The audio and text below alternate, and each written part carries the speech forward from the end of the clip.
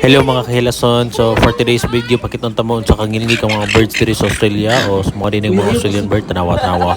Gipanggutom ang mga birds diri sa Australia niya mga maglakaw-lakaw ra ni sila.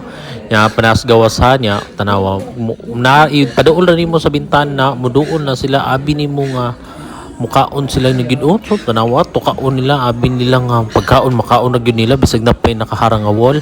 Ana nakangilingig ang mga birds diri sa Australia guys. So tanawa guys. Natay sobra sa french fries nga atong na-order. So atong i-upload sa mga birds diri.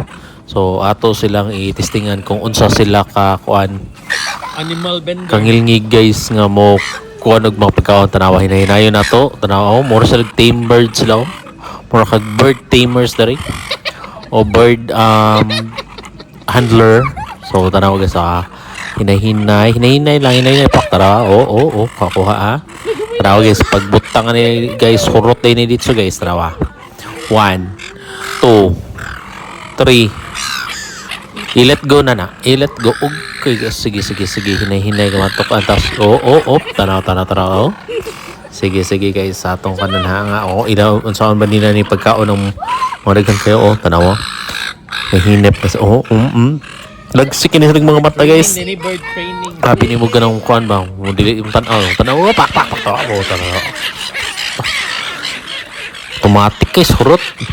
Ana kangilingig ang kuan diri mga birds diri sa Australia pero mga hamis pag kayo mga limpyado kayo, puti kayo guys. Grabe. Sus. Tanaw guys. Dili na hurot so. Diba kangilingig